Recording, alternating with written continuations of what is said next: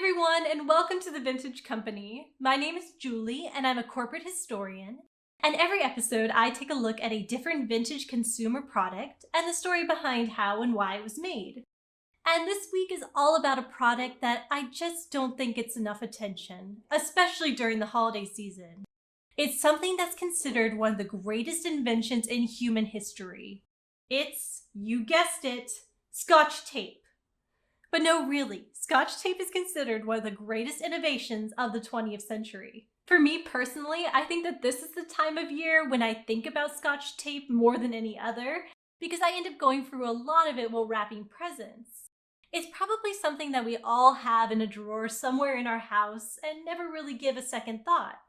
So this video is an ode to Scotch tape, and to the inventor who made it possible.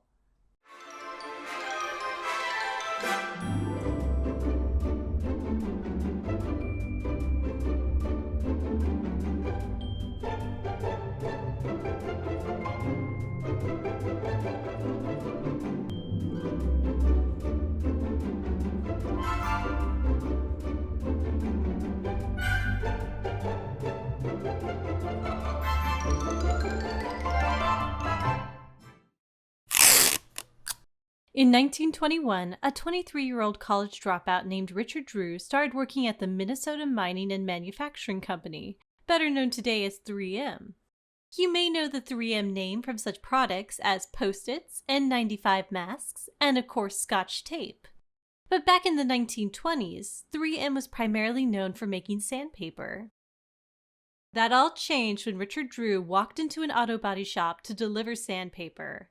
There, he watched a painter working on a two-tone paint job, a style that was very popular in the 1920s. The painter was using gummed-on brown paper to protect the first paint color while applying the second, but when he took off the paper, it took off much of the paint beneath it, leading to a string of swear words from the painter. Drew saw an opportunity. What if he could develop a product that would be sticky enough to stay in place, but not so sticky as to take the paint off when it was removed? The result was a masking tape made from cabinet maker's glue, glycerin, and treated crepe paper. Unlike other tapes at the time, the masking tape could stick without moisture. At first, the tape had adhesives on the edges but not in the middle. This saved 3M money. Unfortunately, it also caused experimental versions of the tape to fall off. Reportedly, the paint superintendent at the Studebaker plant in South Bend, Indiana, told Drew to take his Scotch tape back to his bosses. At the time, Scotch was a derogatory term, referencing a stereotype that Scottish people were thrifty. The name stuck, and Scotch brand masking tape was born. But the Scotch brand wouldn't really reach public consciousness until the arrival of Richard Drew's next invention, transparent cellophane tape. There are a few different stories out there about how Scotch transparent tape came to be, but it seems like it started with a request from a customer who needed an adhesive material that could stick to and waterproof the insulating material used in refrigerated train cars. Scotch masking tape wouldn't work. While working on a solution, Drew was approached by another 3M laboratory employee who was thinking about using a new type of packaging for Scotch masking tape. DuPont's recently developed moisture-proof cellophane. Cellophane is a thin, clear packaging material, and Drew thought a combination of cellophane and an adhesive might just work for his insulation customer. Unfortunately for Drew and 3M, the customer was no longer interested. However, the idea of a clear tape appealed to another industry. Food manufacturers who wanted a waterproof way to seal products wrapped in cellophane. And so Drew and his team developed a new transparent tape with a clear adhesive. They called it Scotch cellulose tape. And as luck would have it, DuPont had just developed a way to heat seal cellophane packaging. Food companies no longer needed Scotch cellulose tape. Now 3M launched the new cellophane tape anyway on September 8, 1930. With discouraging results. In its first year, the product only brought in $33. Timing hadn't been a friend to Scotch cellulose tape. In the time it had taken to develop the product, 3M had lost not one, but two intended markets for waterproof transparent tape. And now the company was launching a tape during the Great Depression, a dismal time to introduce a new product. As it turns out, the Great Depression became Scotch cellulose tape's greatest selling point. The transparent tape allowed customers to mend anything from ripped pages to torn clothes to split fingernails. There are some crazy stories out there about how people used Scotch to hold together cracks in plaster walls and mend together cracks in eggs so that the chicks would still hatch.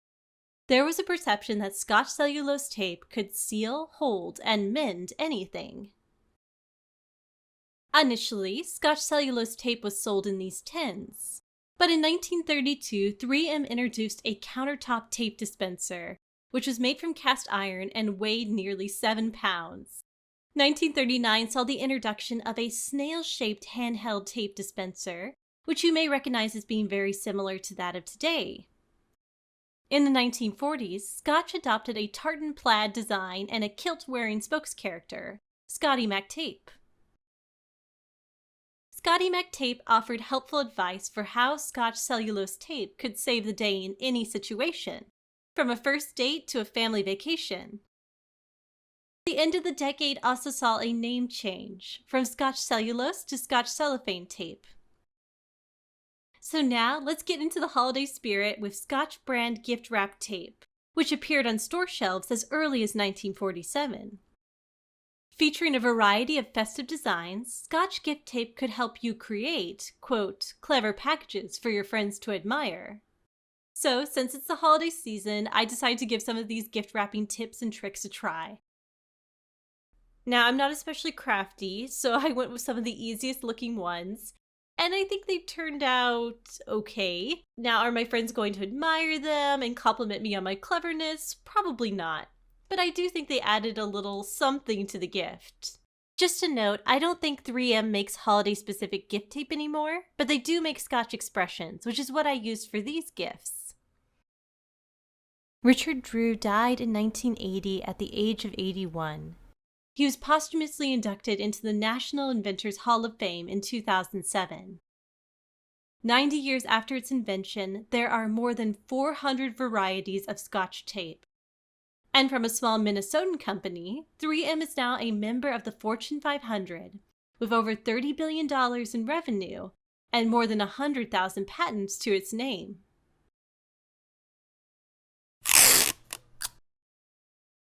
Thank you so much for watching this video. I hope you enjoyed it. I know that after doing this research, I definitely had a deeper appreciation for the very tape that's been holding everything together from walls to packages for decades. If you like this video and you want to learn more about the history of companies and the products that they made or still make today, please like and subscribe below. Thank you, and I'll see you next time.